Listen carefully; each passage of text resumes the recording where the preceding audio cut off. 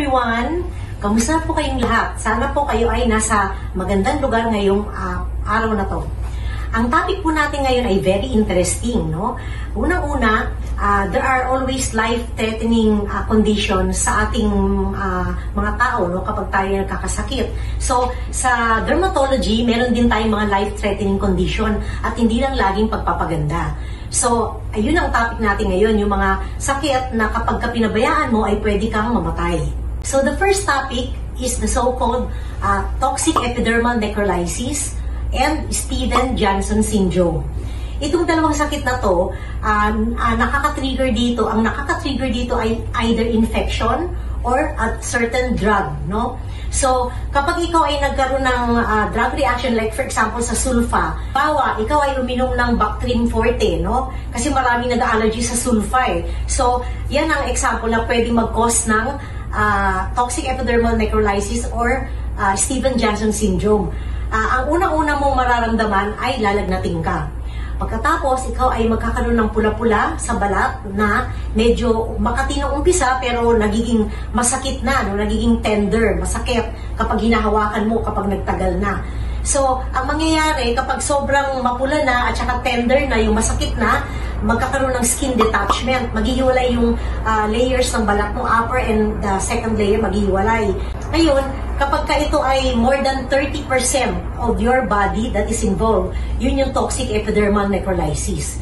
Kapag ka, 10% and below, this is usually the so-called Stevens-Johnson syndrome. Ngayon, syempre, dahil mas malaki yung area na affected sa toxic epidermal necrolysis, syempre, mas nakakatakot yung toxic epidermal necrolysis.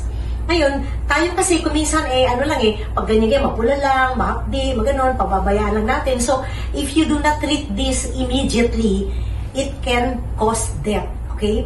Bakit ka mamamatay?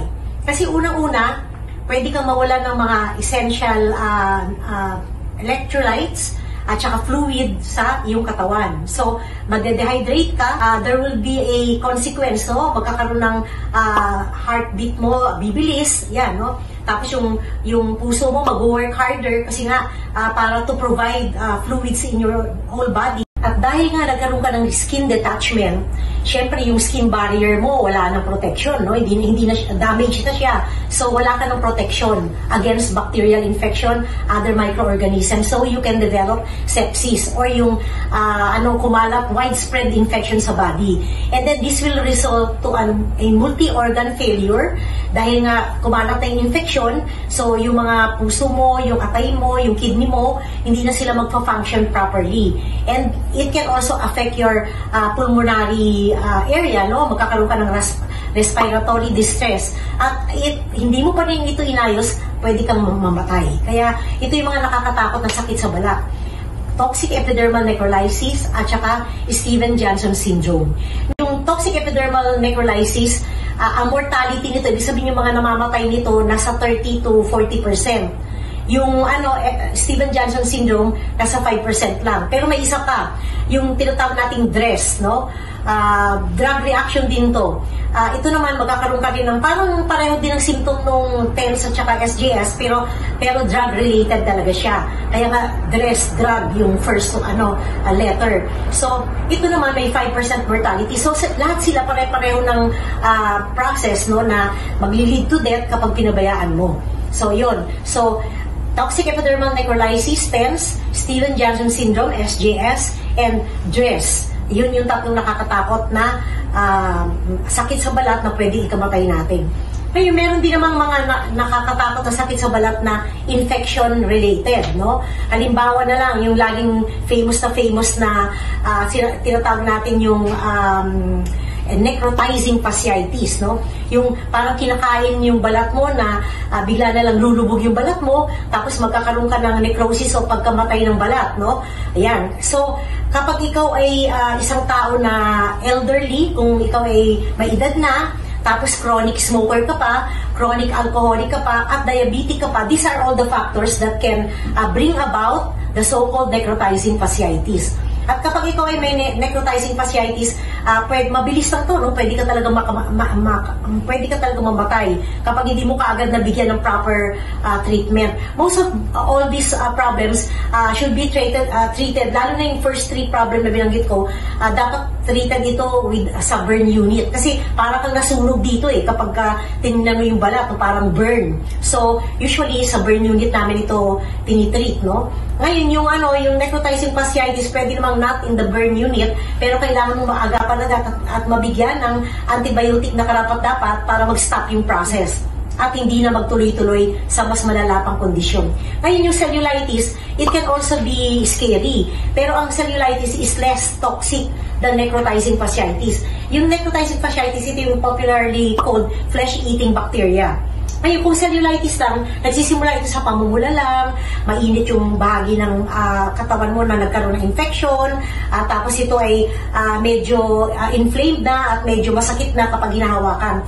Mas mabilis ito kasi hindi ito nagne-necrose. Hindi masyadong nagkakaroon ng pagkamatay ng mga balat at saka ng mga kalamnan sa ilalim ng balat, kaya easier to treat, no? At saka, ang kadalasan nagkakaroon nito, hindi naman yung immunocompromised na kagaya ng binanggit ko ulit, chronic smoker, chronic alcoholic, elderly at saka diabetic. So, mas hindi masyado nakakatakot yung cellulitis. Pero yung necrotizing fasciitis is scary, just as the for 3 previous condition that I mentioned already.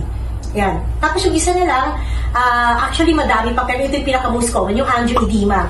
Yung angioedema, nag-start ito na magkaroon ka ng welts. Pag sinabi mo welts, parang mga urticaria, yung mga pantal-pantal all over the body.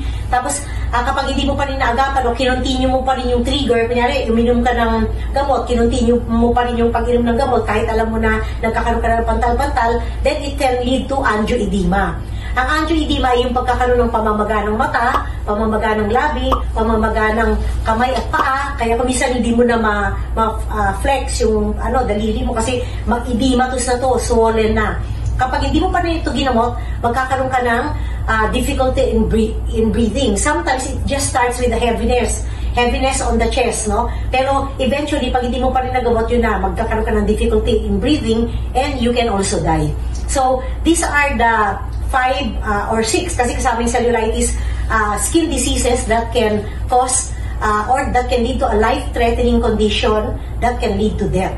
Kaya kailangan po aware po kayo dito, no? Kapag medyo mabigat na yung dibdib at saka namamantal na, namumula na, kailangan dinadala na ninyo sa hospital. At kapag nag-umpisa na tuklap-tuklap yung balat na masakit na at saka nag-fever na, yun, no? Kailangan mo talaga dalhin sa hospital kaagad-agad para hindi na po lumala at mag-cause ng death ng isang tao. Okay? So kung kayo po ay may mga katanungan pa at gusto pa rin malaman tungkol sa mga scary skin problems, please call my numbers. And also, please like, follow, and share my account.